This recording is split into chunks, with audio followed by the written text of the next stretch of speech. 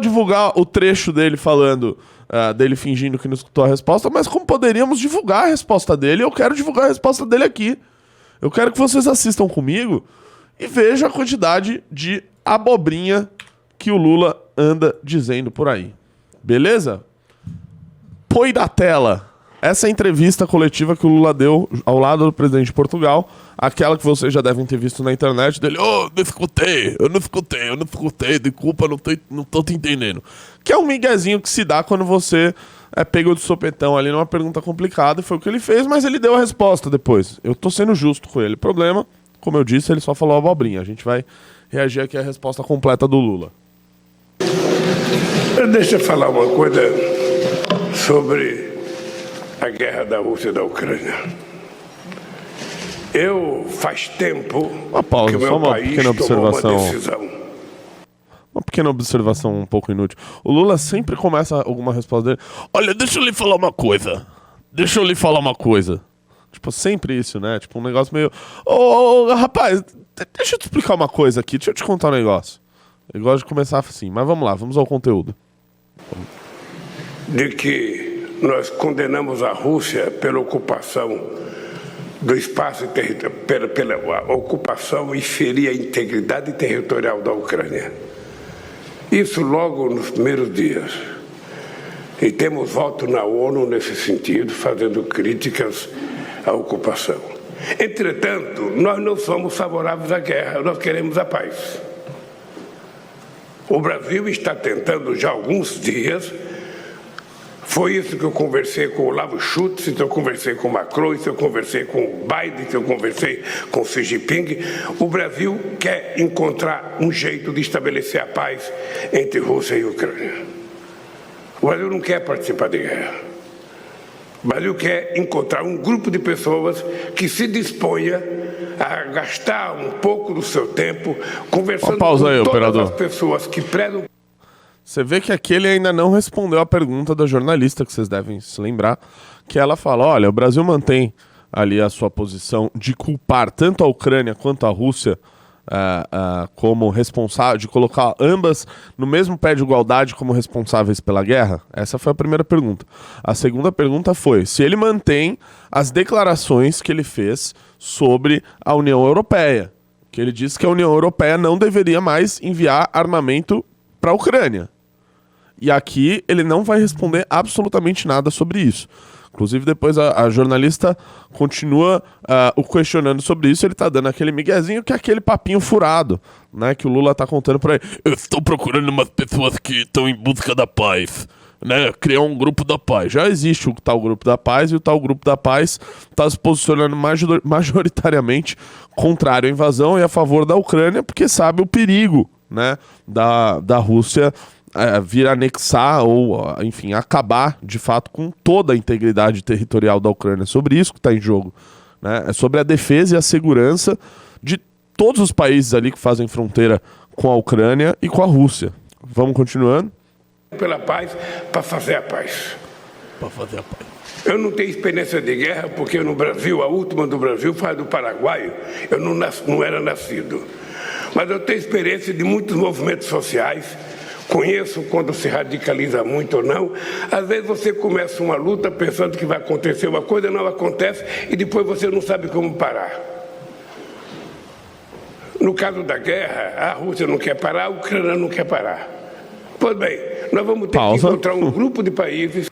Você vê aí novamente... Como assim a Ucrânia não quer parar? A Ucrânia não quer parar de se defender. Porque se a Ucrânia parar de se defender, a Ucrânia acaba. Exatamente. A Ucrânia não quer parar de se defender. Ora! Quem poderia imaginar que a Ucrânia faria isso? Né? O que o Lula ali ele tá propondo, na verdade, é que a Ucrânia fale, o Zelensky, né? Falam aquele ucraniano, que é uma língua bastante complicada, fala, olha, pegue aí, Rússia. Você quer, o que você quer é seu, minha amiga Rússia. Venha cá e pegue este território. Você quer aqui, quer levar Kiev junto? quer levar Kiev, ou você só quer ali ter a sua passagem terrestre ali pro mar de Azov. Só isso que você quer? Bom, se for, tudo bem, eu dou isso daí. Se você quiser mais um pouquinho, eu dou também, tá? Eu vou parando, eu vou cedendo a você, tudo que você quiser. Até o Putin falar pra Zelensky, mas eu quero tudo. E Zelensky falar, então agora eu sou russo. Né? É isso que o Lula tá propondo aqui no final das contas. E por isso que não faz o menor sentido. Vamos continuar aqui. Que possam formular, sabe, numa relação de confiança, a ideia de que a guerra para, senta na mesa e conversa, que a gente vai encontrar um resultado muito melhor. Muito melhor. Eu tenho certeza que será infinitamente melhor para o mundo se a gente... Qual é o resultado melhor? Qual é o resultado melhor? Porque assim, o Lula ele deu uma declaração não tem muito tempo, que ele fala, a gente tem que terminar a guerra, a gente não pode... Tem certas coisas que talvez nem precisa discutir. Tipo a Crimeia. Crimeia não precisa discutir, acho que já é uma questão... Ora, como assim? Como assim? Né? Isso daí não precisa discutir. Ora, as pessoas estão se matando lá por isso. Por esses territórios. A Crimeia já é um ponto, então, estabelecido aí nessa relação. Então, por que não uma passagem terrestre da Rússia até a Crimeia? Por que não Lugansk e Donetsk? Supostamente são repúblicas independentes, né? Obviamente com toda a forçação de barra e com todo o investimento russo ali. Então não vamos discutir isso daí também. Vamos discutir o quê? Vamos discutir o quê? O leste ucraniano é para entregar também? Vamos discutir o quê? Kiev? Porque para o Lula existem alguns lugares ou existem pontos, né, em guerra que não há mais necessidade de se discutir. Então que proposta de paz é essa? Vamos sentar para discutir o quê? Qual é a proposta do Lula? E depois eu quero falar da suposta proposta do Lula aqui, que na verdade não existe. Né? Só existe nas linhas narrativas dos editoriais e dos jornais brasileiros. Parece que ele tá falando, ele não tem noção nenhuma do que ele tá falando. Ele tá falando nenhuma. Olha, a gente quer paz. Eita, jura? Achei que você ia falar que você queria guerra, pô. O Putin também quer a paz. Você acha olha que só. o Putin também quer a paz. Exatamente, a que custo? Vamos lá. Conseguir encontrar uma forma de fazer paz. E eu acredito nisso. Eu nasci na minha vida política negociando. Pausa, a gente sabe. A gente sabe como você negociava, Lula. Que é uma maneira que é um modus operandi seu até hoje. Que você vai num lugar, você ia lá pros trabalhadores do sindicato e falava, isso aí, vamos continuar com a greve, força. Aí você ia no patrão, olha, veja bem, você quer que termine a greve? É isso que você faz. Você pensou nisso? Eu pensei ele negociando com o Bob Jeff. Ele também tem outro meio de negociação que o Lula também é muito expert, né? Que ele já vai replicar novamente aqui no Brasil. Só que ele faz isso, né? Veja só, quando ele tava na China lá agora, ele tava falando que lá eu assisto o campeonato chinês. Se não tivesse repercutido, ele estaria aqui em Portugal, eu assisto o campeonato português.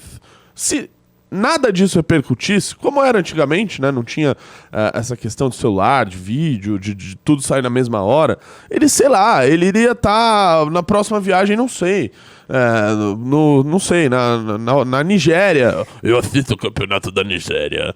E ia ficar falando isso pra todo mundo, porque ele faz um discursinho pra todo mundo.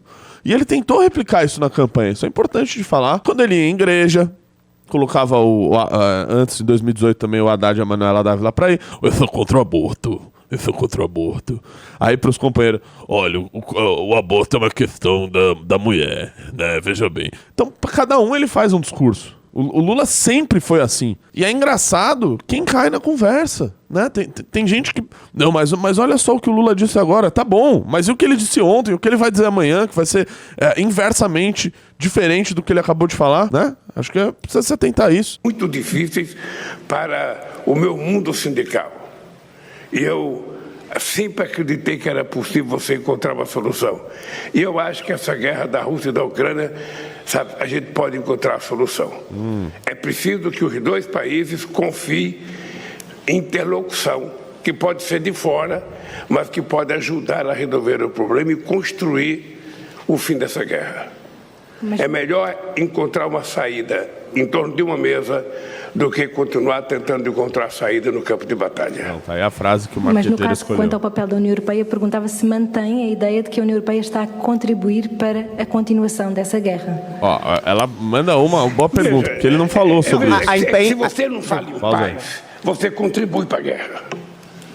Aí ela mantém a pergunta, tá, mas e sobre a União Europeia, né? Porque aí o Lula não vai falar aquela besteira que ele falou, ou ao menos não naquele tom, né? Isso que a gente vai ver aqui junto, que ele...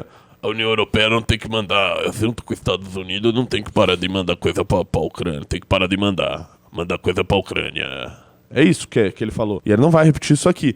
E aí ela repete a pergunta. Agora, coincidentemente, o Lula entendeu. Agora que ele já tá quente ali na resposta, ele entendeu. Tanto que o presidente de Portugal até ameaça e contar pra ele no ouvido de novo dele o que a repórter falou. Mas dessa vez ele entendeu. Olha só que coincidência. Metia do Arthur Duval. Ou seja, se o meu papel... Eu vou lhe contar um caso. O chanceler Olavo Scholz foi ao Brasil. E ele foi pedir para que o Brasil vendesse uns mísseis para que ele doasse à Ucrânia. O Brasil se recusou a vender os mísseis, porque se a gente vendesse os mísseis e esses mísseis fossem doados à Ucrânia e esses mísseis fossem utilizados e morresse um russo, a culpa seria do Brasil. O Brasil estaria na guerra e o Brasil não quer participar da guerra. Isso não faz o menor sentido.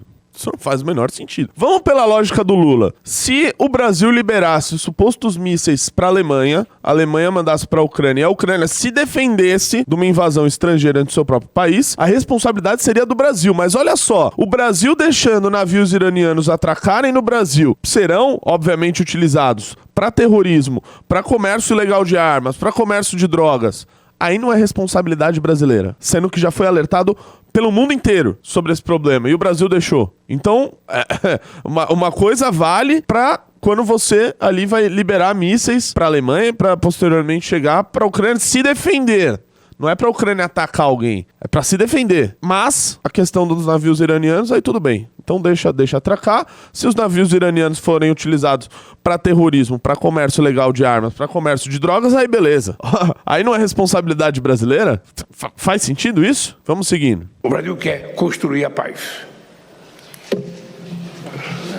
Ora bom, eu tive a ocasião de dizer há pouco, redizer, porque a posição portuguesa é conhecida por todos, que é não apenas a condenação da invasão russa da Ucrânia e a solidariedade a diferença, em relação como ele é à bem mais Ucrânia direto, o presidente de e ao Portugal. povo ucraniano no que foi uma violação de princípios fundamentais do direito internacional e da Carta das... Não, assim, em 15 segundos o presidente de Portugal falou mais do que o Lula em 2 minutos. Exatamente, ele tá falando óbvio aqui. Tá falando óbvio. Olha, mínimo, a gente né? condena, blá blá blá, as Nações Unidas. Tarará. O óbvio é que o Lula ainda vai falar mais besteira depois. Vamos seguir. Unidas, mas eu acrescentei que faz sentido aplicar as resoluções das Nações Unidas, aprovadas por maiorias esmagadoras na Assembleia Geral.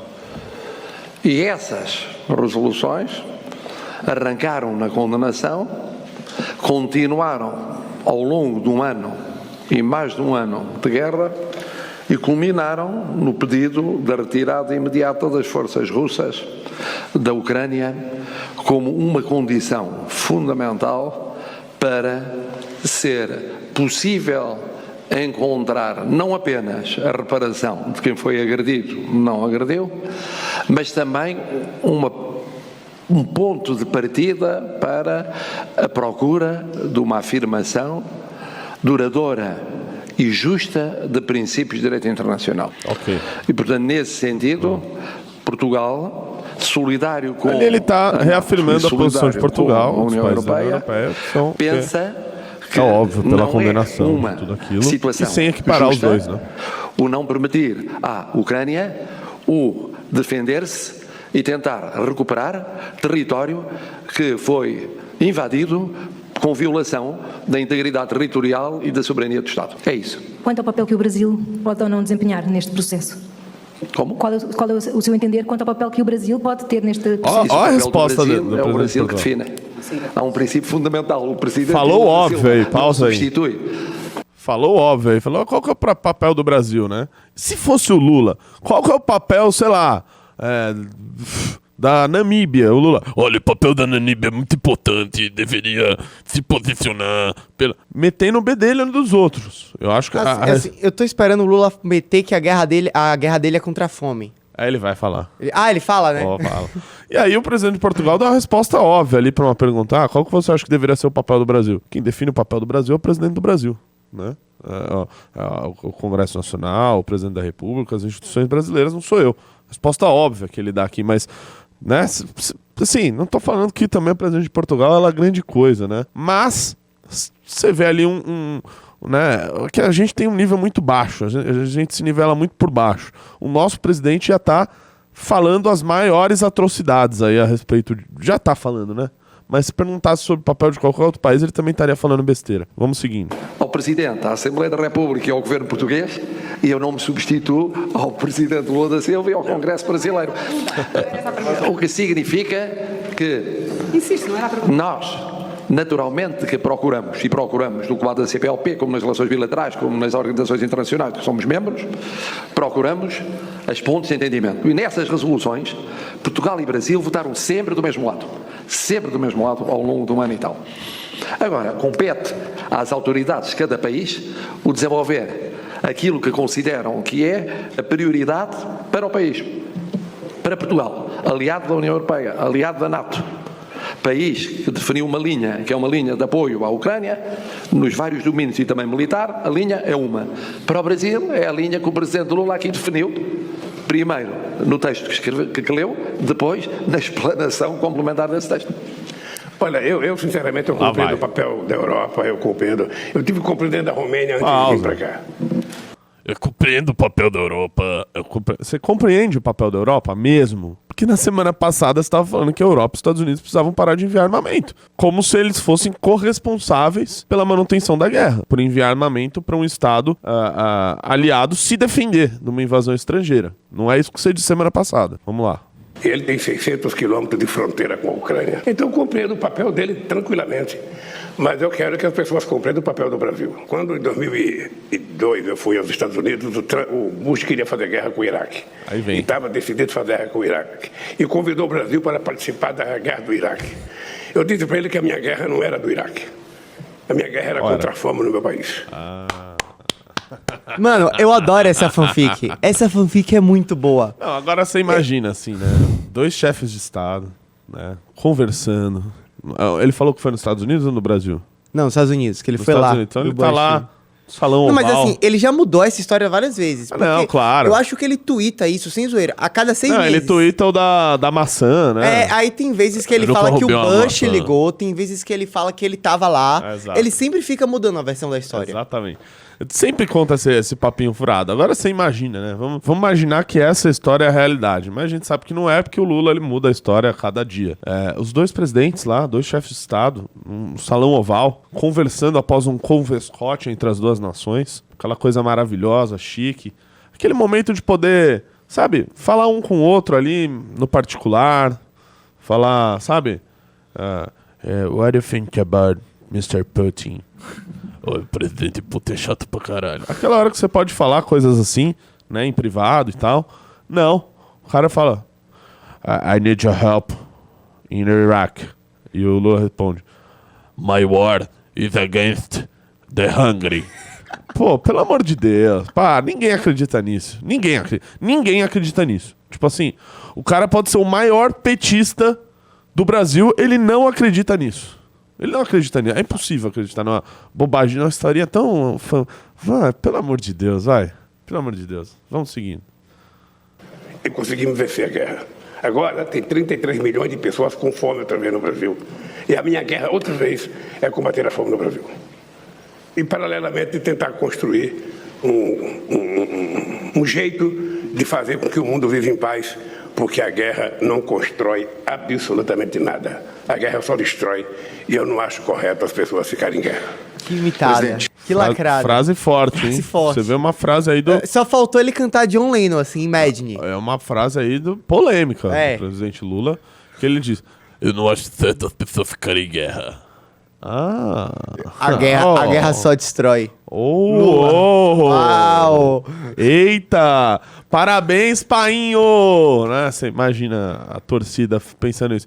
Mas enfim, rapaziada, esse daí era o react a respeito da coletiva de imprensa do Lula em Portugal, onde ele resolveu responder essas perguntas, né? Muita gente ficou... visualizou isso daqui que ocorreu, né? A vez que ele não respondeu sobre o assunto, quando questionado, ele...